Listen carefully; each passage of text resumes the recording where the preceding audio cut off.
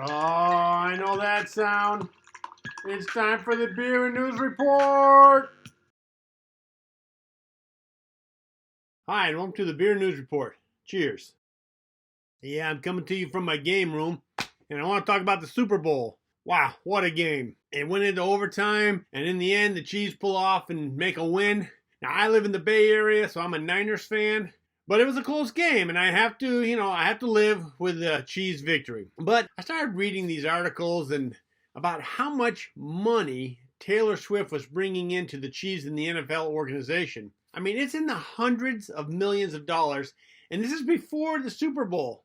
So it got me thinking, what would the difference in merchandise sales be if the Niners won compared to if the Chiefs won? And is it really big enough for the NFL to, hypothetically fix the game? Well, that's going to be the topic of today's show. What motives would the NFL have to fix a Super Bowl if they could? So grab a beer, hide in the corner, right? Because we're going to talk about conspiracy. And let's talk about the Super Bowl and the money made from it. All right? Cheers. Again, I want to say for the record, this is all hypothetical, right? I have no proof that this actually happened. I'm just thinking in my head. All right, now before the Super Bowl, Taylor Swift was bringing in over $300 million to the Kansas City Chiefs and the NFL. By comparison, the 49ers only had $25 million in merchandise sales before the Super Bowl. This is more than a 10-to-1 ratio. On a side note, I think it's safe to say that there's bound to be a TV show that comes out, most likely a reality show based on the relationship of Taylor Swift and Travis Kelce. This is going to happen, and it's probably going to be called, Taylor and Travis. It'll most likely be number one in the ratings because Taylor Swift has too big of a following for this not to happen. And of course, TV companies are just like the NFL. They want to make money too. All right, well, let's get back to the Super Bowl. Now, if you compare 2023, the average merchandise sales was about $100 million after the Super Bowl. So if we consider the effect on merchandise sales that Taylor Swift has, and we factor in this 10-to-1 ratio that seems like it what she causes, then we're talking about a Super Bowl merchandise sale of $1 billion or more dollars. That is a lot of motivation. So you have to consider that the NFL, this is an organization, it knows business, it's good at math. It's got to be taking this into consideration. So my question to you is a 10-to-1 ratio in merchandise sales. Would this push or motivate the NFL to fix a very well-known and very highly watched football game? Think about that. Cheers. Now, if you watch the Super Bowl, to me, it looked like a clean game until the fourth quarter where the Niners had an extra point kick and it got blocked, right?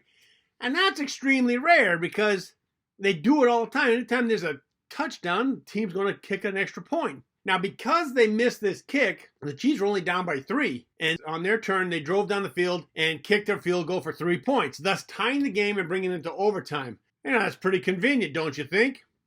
Now, in overtime, the Niners went all the way down past the 10-yard line. They were almost there. And then on a third down, one of the Chiefs gets through and they have to throw the ball away. So it's fourth down and Niners play it safe and they kick a field goal, which now they're 3 points ahead. So then they kick off to the Chiefs, and the Chiefs, they start going down. But the Niners get them down to like a 4th-and-1 play. And, of course, the Chiefs have to go for it because if they don't, they automatically lose. So the Chiefs go for it, they get it, and they drive all the way down, and they score a touchdown, and thus they win the Super Bowl. And you got to consider that it was that one blocked kick on the Niners team that allowed the Chiefs to get the tie and then go ahead in overtime. If I was going to fix a game, that would be a great way to do it. Don't you think? Yeah, cheers. So now I'm asking you, do you think for $1 billion, the NFL would fix the Super Bowl? I don't know. Don't have any proof. But it's a doggone big motivator if you ask me. Now, just before the Super Bowl, it was Chinese New Year. So everyone out there, gung hei fat choi. That's Happy New Year Chinese. Well, technically it means may you be prosperous. And I bring this up because I was at a Chinese New Year's party before the Super Bowl game. I had a great time. There were close to about 20 people there, and I want to thank Chelsea and John for being great hosts. They did a beautiful job, and there was lots of food that was really, really good. And this was a potluck, so I brought 2 desserts, which I saw on TikTok. One was peanut butter bars that taste like Reese's peanut butter cups. They're awesome. They're very, very good. And the other one was called Kitchen Sink Cookies because it has all sorts of goodies in it. And they were also a big hit at the party. But one thing I like to do at parties, especially you got to have a good crowd of people, right? Because you want about 10 people in a group that we're going to pair off on. I bring a bunch of beers. And at this party, I brought 21 different beers of all different types, right? So IPAs, lagers, stouts, porters, and even mead. I tried a couple new mead beers. And what we do is you pull out a new beer and you pour about an ounce in your glass and everyone else gets an ounce and you taste it and we rate them. And so we rated 21 different beers. And it's just kind of fun because you got to get to see what everyone likes in beer and how their tastes differ from yours. So I'm just passing this game along. I like to play games. And let's think about this. At the end of the game, right, I had 21 beers, but you're only drinking an ounce. So that's 21 ounces, which is less than 2 beers. So you really don't get drunk at this game, but it's a good time. And, of course, you got beer, and who doesn't like beer? I mean, really. Cheers. So now when you're at a party with 20 people, you kind of break off into groups and you talk about all sorts of subjects. And of course, Trump came up with his trials happening. And we got on the subject of current presidents being immune to any crimes, right? That's the thing that Trump's pushing, that he can do any crime. And one judge brought up that, hey, are you telling me that you can kill someone and that's not considered a crime because you're the president? And they're saying, yeah. Nobody at the party thought that this was a good law to have, that anyone should have, including the president. But consider this. Let's say that the courts, because now it's being pushed to the Supreme Court. Let's say the Supreme Court says, yeah, it's okay for a current president to be immune to any crime. So President Biden, who is now the current president, why wouldn't he just have Donald Trump killed? I mean, you didn't have to worry about being prosecuted because the Supreme Court just said you could commit any crime and get away with it. Taking out Donald Trump pretty much ensures that you're going to win the election, right? Donald Trump is going to most likely, can't say a way that he doesn't win the Republican nominee. So he's going to be the Republican nominee, Biden's going to be the Democrat nominee, and they're going to go head to head. But for me, this is a no-brainer. I mean, take out your competitor and you got the election won.